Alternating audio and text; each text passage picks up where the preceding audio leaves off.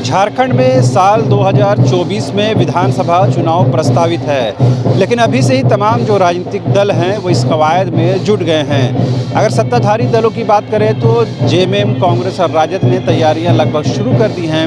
हालांकि इसे कोई आधिकारिक घोषणा के तौर पर नहीं कहा गया है। लेकिन अगर बीजेपी की बात करें तो बीजेपी भी लगातार इस कवायद में है और आंतरिक तौर पर, सांगठनिक तौर पर इस बात की चर्चा जोरों पर है। लेकिन आज हम बात करने जा रहे हैं आजसू की, जो एनडीए की घटक दल है, विपक्षी पार्टी है और इसके सुप्रीमो हैं सुदेश कुमार महतो।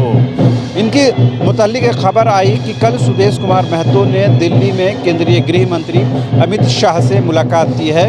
एक फ़ोटो भी सामने आई जिसमें अमित शाह के साथ सुदेश महतो बैठे हुए हैं। आपको याद होगा कि साल 2019 के विधानसभा चुनाव के दौरान आजसू का गठबंधन एनडीए में नहीं हो पाया था, यानी कि बीजेपी के साथ नहीं हो पाया था, जिसकी वजह से कहीं न कहीं दोनों दलों को नुकसान उठाना पड़ा था। सीटों को लेकर तालमेल नहीं बन पाया था, बंटवारा नहीं हो पाया था।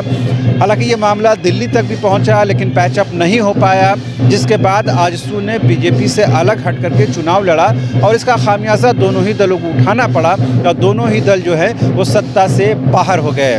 इस जो अनुभव के बाद कहीं न कहीं दोनों ही पार्टियों ने यह महसूस किया है कि इस गलती को दोबारा दोहराने की ज़रूरत नहीं है। यही वजह है कि लगातार आजसू से प्रमुख सुदेश कुमार महतो, जो बीजेपी के केंद्रीय नेता हैं, और ख़ास करके अमित शाह से उनकी मुलाकात को इसी दृष्टिकोण से, इसी एंगल से, इसी नज़रिए से देखा जा रहा है। हालांकि बीजेपी के कार्यक्रमों में बहुत ज़्यादा आजसू, प्रदेश आजसू की भागीदारी नज़र नहीं आती है, लेकिन जो टॉप लीडरशिप है उनके बीच में अंडरस्टैंडिंग नज़र आती है। कहीं न कहीं एक समझौता ज़रूर नज़र आता है।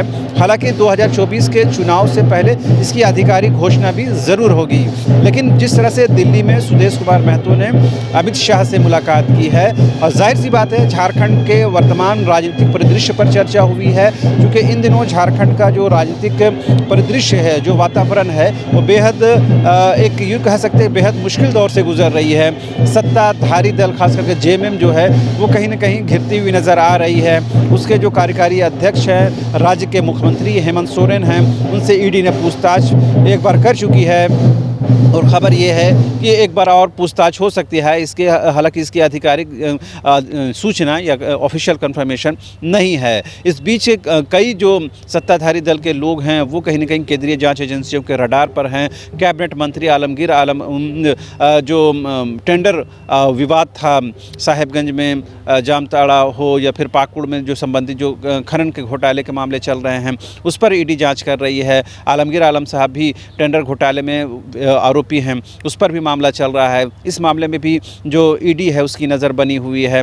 जो मुख्यमंत्री हेमंत सोरेन के विधायक प्रतिनिधि हैं पंकज मिश्रा, वो लगातार ईडी की गिरफ्त में हैं। फिलहाल उनका सीआईपी नशा मुक्ति केंद्र में इलाज चल रहा है और उससे पहले पूजा सिंघल जो हैं वो अरेस्ट हो चुकी हैं। तो कई ऐसी बातें हैं जो कहीं न कहीं सरकार को परेशान करने वाली चीज़ें हैं। तो इन चीज़ों पर भी जाहिर सी बात है वो चर्चा ज़रूर हुई होगी।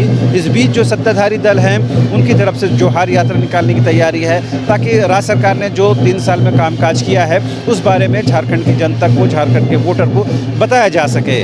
तो इन तमाम चीज़ों को देखते हुए सुदेश कुमार महतो की अमित शाह से मुलाकात को बेहद महत्वपूर्ण माना जा रहा है। राजनीतिक नज़रिए से, राजनीतिक पॉइंट ऑफ व्यू से देखें तो इस मुलाकात का असर कहीं न कहीं 2024 के विधानसभा चुनाव में पड़ना लाजमी है। और दोनों ही दल कहीं न कहीं इस बात पर मुत्तफिक हैं और मन बना चुके हैं कि कहीं न कहीं उनको गठबंधन के साथ 2024 का चुनाव लड़ना पड़ेगा, क्योंकि 2019 का खामियाजा दोनों ही दल भुगत रहे हैं। ऐसे में सत्ताधारी दल जो महागठबंधन में शामिल 3 घटक दल हैं, जेएमएम हो, कांग्रेस हो या राजद हो, इनके सामने एक चुनौती हो सकती है 2024 में, अगर आजसू और बीजेपी साथ में मिलकर चुनाव लड़ते हैं तब। अगर नहीं लड़ते हैं तो अलग बात है, लेकिन अगर लड़ते हैं तो जाहिर सी बात है महागठबंधन के लिए एक बड़ी चुनौती हो सकती है। यही वजह है कि महागठबंधन ने भी तैयारियां अभी से शुरू कर दी हैं। हालांकि 2 साल का वक्त है, 2 साल का वक्त भी कम नहीं होता है, लेकिन राजनीतिक तौर पर ज़मीन तलाश करने के लिए, राजनीतिक तौर पर ज़मीन तैयार करने के लिए 2 साल